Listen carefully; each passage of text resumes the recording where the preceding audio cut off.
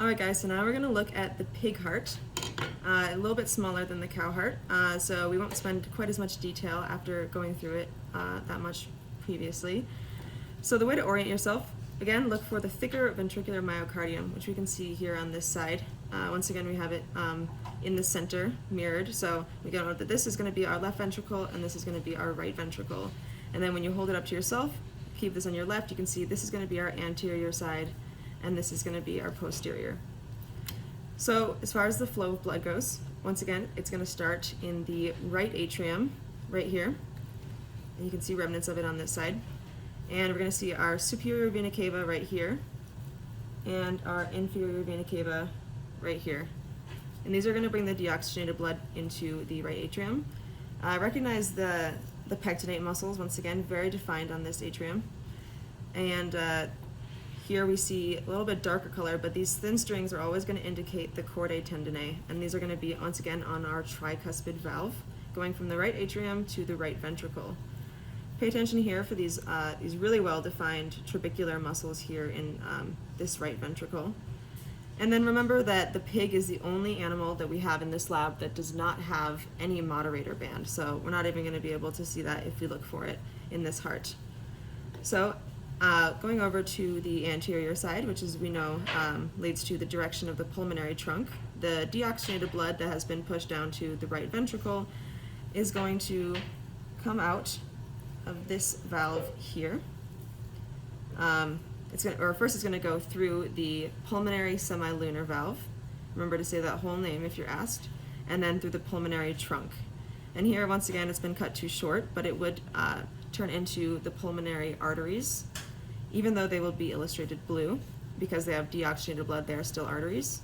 And they lead to the right lung and left lung to be oxygenated. Then the blood is going to come back in through the posterior side of the heart.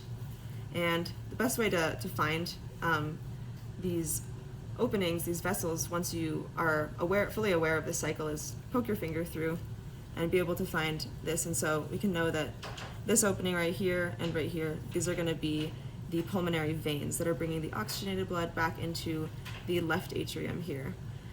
And these are always going to be open on the posterior side of the heart. So be really sure that you know how to orient yourself with this thicker ventricular myocardium. So now that we are set up in the left atrium, recognize the pectinate muscle once more, and know that this is going to be the bicuspid valve because the left lung has two lobes to make room for the heart. And look at all this very thin and beautiful chordae tendineae here, attached by these really great examples of papillary muscles here. You can even see a quite thick cross-section of where it was right here. But this little bulbous pea-sized thing is going to be the papillary muscle at the bottom of the ventricular wall holding down the chordae tendineae. Notice here the trabecular muscle as well here in the left ventricle that we're in. After the blood is ready to be pumped out of the left ventricle, it's going to go through this flap right here, which is the aortic semilunar valve. You can see right here as well. And once it goes through there, it's able to travel through the aorta right here as well. And then remember, the first branch off of the aortic arch is going to be the brachiocephalic, which goes to the right upper limb and to the head through the carotid artery. And then what doesn't go through the three openings on the aortic arch goes down to the descending aorta to go to the lower body. Here on the pig, we can also see on this anterior side, we see right here as well, you can call it the interventricular sulcus, or you can call it the anterior longitudinal sulcus. And it's called also the interventricular sulcus because it follows with the interventricular septum right here. Through the all of this is ventricular myocardium.